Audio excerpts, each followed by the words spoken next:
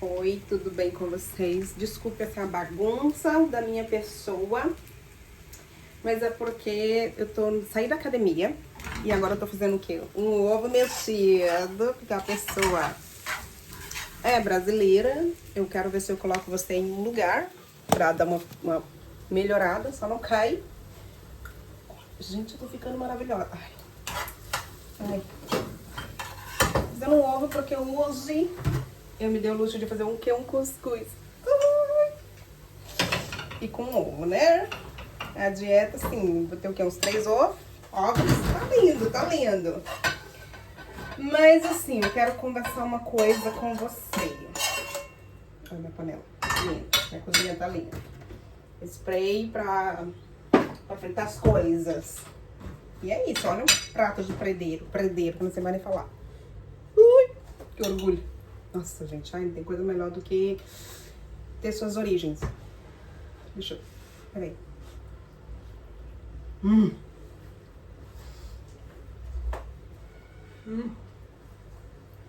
Como diria Ana Maria Braga, isso era pra comer debaixo da mesa, mas não tem condição.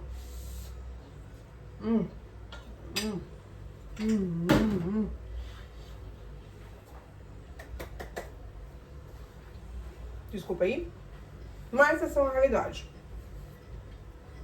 Hoje, 9 de agosto de 2025, e eu tô filmando isso da minha casa na Holanda. E o que eu quero dizer pra você é, eu já vivo 14 anos, ou 15, vou fazer 15 ano que vem, na Holanda.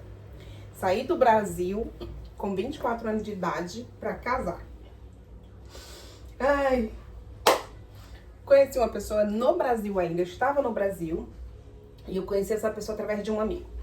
Mas aí tá tudo bem, depois eu conto essa história. Só quero trazer um contexto pra vocês. Aí eu vim pra Holanda, conheci a pessoa, nos casamos. Depois de 8 anos não deu certo, divórcio. Ah, quem decidiu? A minha pessoa. Depois eu conto pra vocês o motivo, talvez. Depois de 8 anos não deu certo, temos um filho. O nosso filho tem 11 anos de idade. Nasceu aqui na Holanda. E o que eu quero dizer pra você é que depois de um divórcio, não tem um fim. A gente pensa, existe o fim, a vida acabou. Aparentemente é.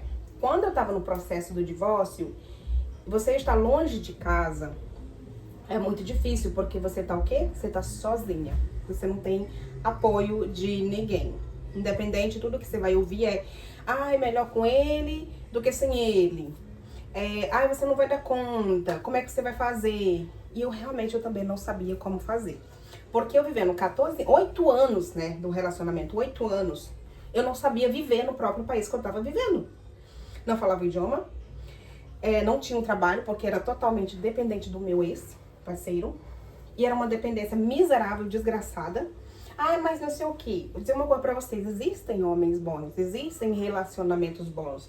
Não é porque uma situação minha não foi boa que eu vou desacreditar nos relacionamentos. Poderia viver amargamente dizendo, ai, que homem não é bom porque não sei o que. Cara, cada pessoa carrega dentro de si as suas dores, seus medos, seus traumas, e cabe a você curar isso. Vai curar isso, resolver isso. Porque quando a gente grita pro mundo tudo isso, ai, porque não existe homem bom, porque não existe mulher boa, porque filha não sei o quê, é a dor, é a sua dor, é dentro de você.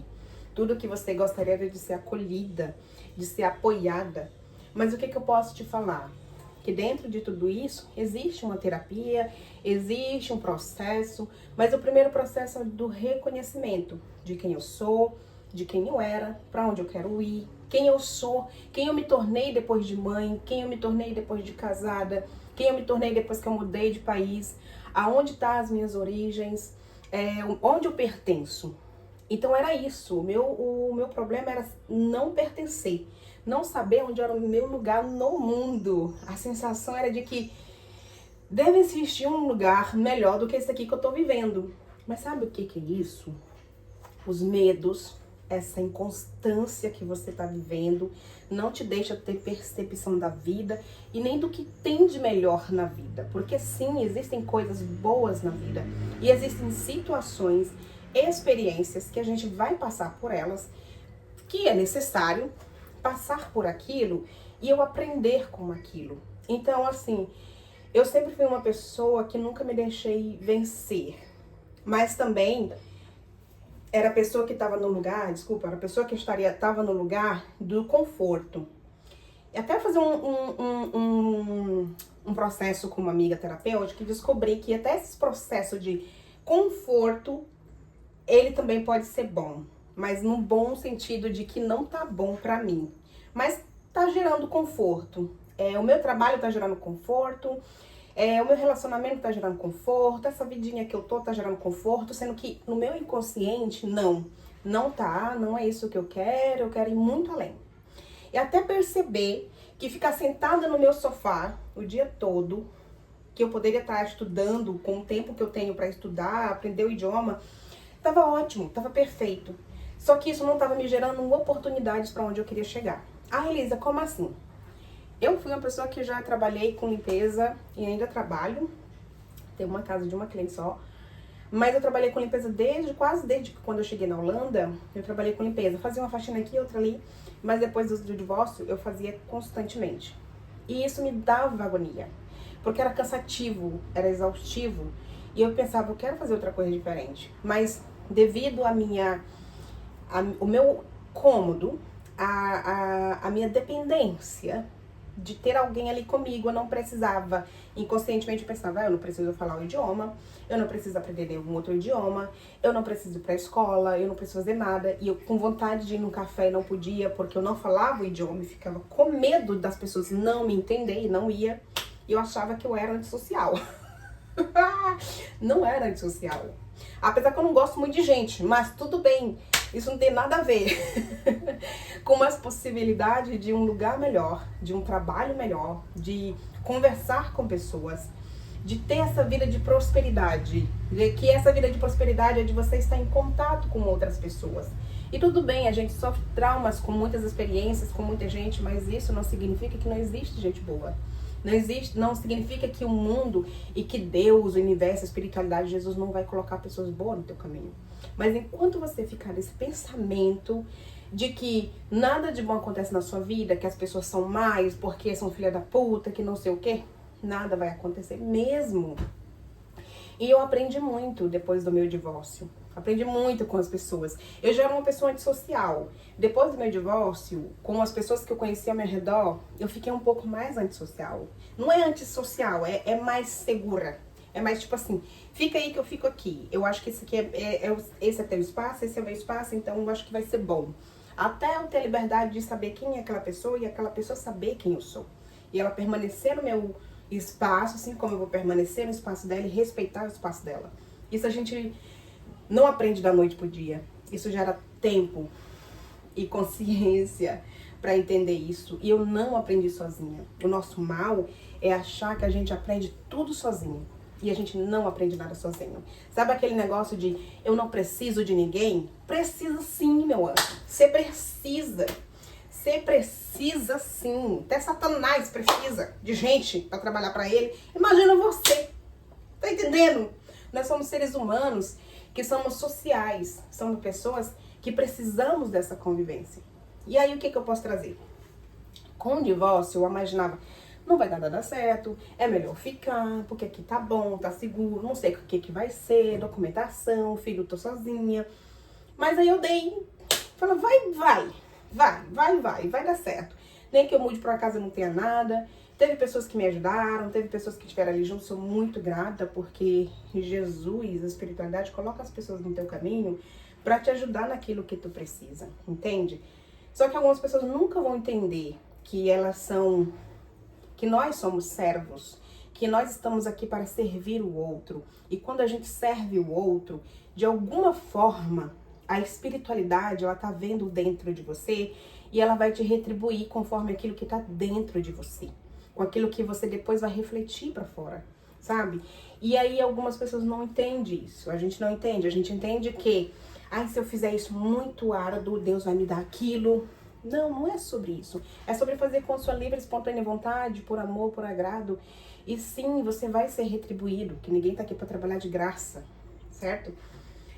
E eu tive uma amiga que me apoiou muito, muito no meu período de divórcio, que foi incrível, foi a pessoa mais surreal na minha vida.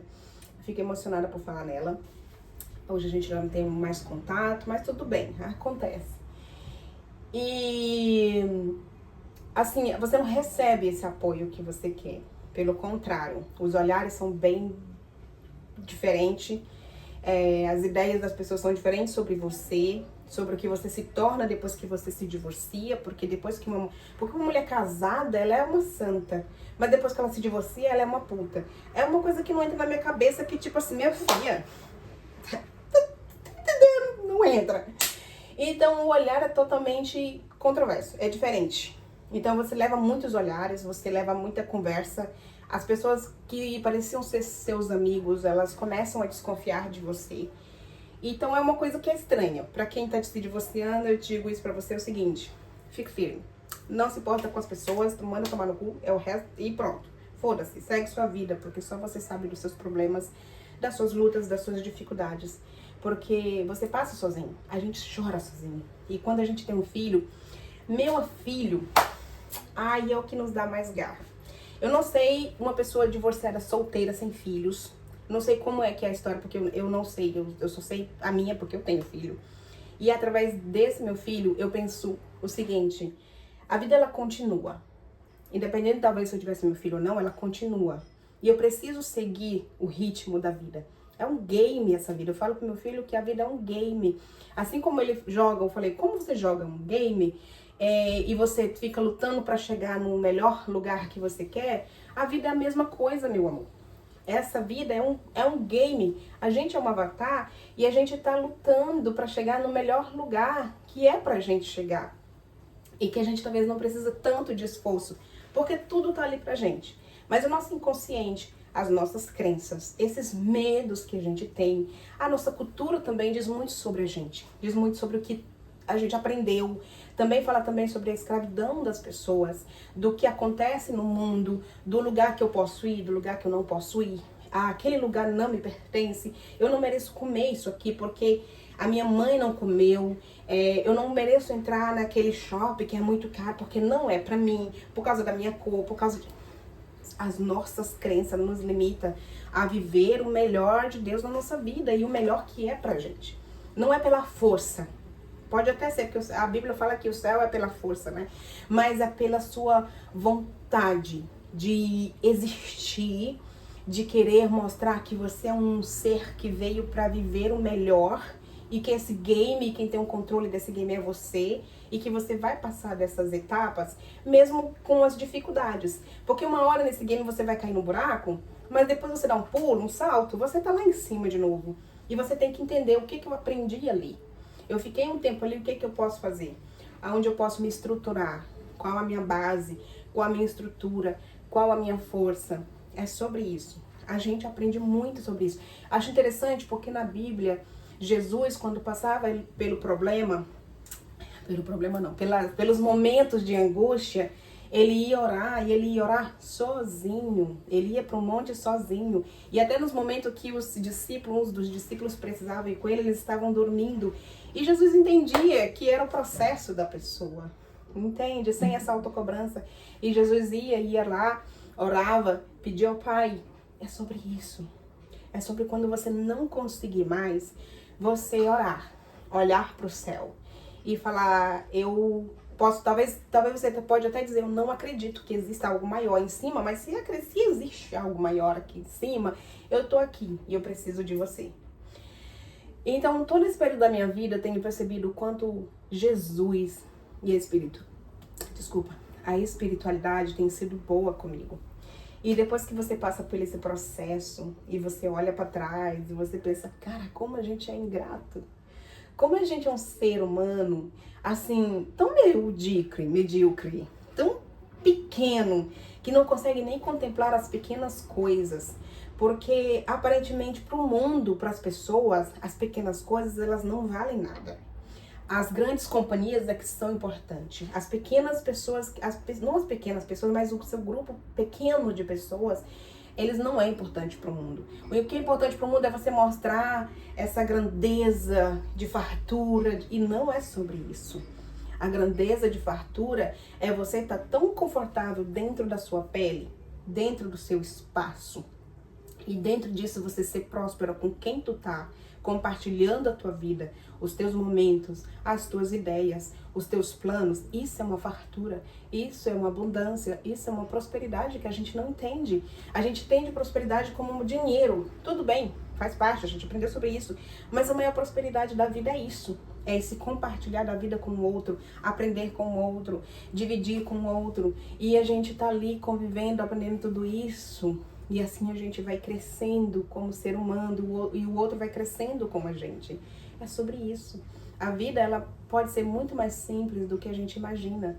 Só que enquanto a gente ficar olhando para fora, para o outro, e eu esquecer de mim, eu nunca vou encontrar o meu caminho. Eu nunca vou saber a minha rota mesmo. Então eu vou pegar a rota de todo mundo, a direção de todo mundo. Ah, está jogando um game, então eu vou jogar aquele game. E aí é cada um por si. Cada um vai ter que, uma hora, cair no buraco e ter aquela alta consciência de tipo, opa, agora o game é off. Agora eu preciso dar um restart ou eu preciso iniciar, o que eu tenho que fazer? Eu falo tanto que eu esqueço de respirar. Assim, então não pega seus traumas, seus medos e eu não vou conseguir. Ai, porque eu não vou conseguir. Para de ser o vitimismo. Eu sei que existem coisas que só a medicina pode fazer por você, só uma profissional pode fazer por você. Mas se tu tem consciência de que tem coisas que você pode fazer por você, que a espiritualidade pode fazer por você, então faça. Faça o que você puder para você viver esse melhor agora. Independente do momento e da situação, faça algo por você. A gente vê muitas pessoas falando sobre isso, faça algo por você. Mas esse fazer por você é primeiro olhar para dentro de si, se conectar com o seu eu, até com o seu eu espiritual, com seres de luz espirituais, com Jesus. E buscar o entendimento do porquê que você está aqui. De porquê que você veio e o que você precisa fazer para cá. Entende? O que você precisa construir para o seu mundo. Porque a partir do momento em que a gente prospera, em que a gente é abençoado, não é só sobre a gente. Entenda, a prosperidade é também sobre os outros que estão ao nosso derredor. Então, quando eu prospero, quem está do meu lado também pode prosperar. Porque através de mim eu posso abençoar a vida de outras pessoas. Não a ganância. Porque quando a gente vai na ganância, a gente tá sozinho. Aí o barco vai e a gente não sabe onde tá indo. Então, o que eu posso te falar é, tá passando por alguma situação? Ora, fala, Jesus, eu preciso de você. Jesus, eu tô aqui. Vai ler a Bíblia, vai procurar uma conexão divina, vai se conectar com você. Vai procurar, se for físico também, você pode ir pra academia, pode procurar um profissional se você puder. Tudo tem uma possibilidade. Mas enquanto a gente pensar, eu não consigo, isso não é pra mim, eu não sou capaz, eu não tenho essa possibilidade de chegar nesse lugar, realmente não vai, porque você vai estagnar. E aquele lugar ali vai ser seguro, vai ser confortável, porque você aprendeu que ali é seguro e confortável. Então comece a entender sobre as suas crenças, de onde elas vêm e aonde elas estão te levando, tudo bem? Então acho que era isso, eu não vou falar mais porque eu preciso comer o meu cuscuz. E é isso, eu moro na Holanda, em Rotterdam, e é isso, eu espero que você tenha gostado desse conteúdo, não sei se eu falei demais, não sei. Mas fica aí, deixa um comentário aqui, a gente se vê na próxima e beijo!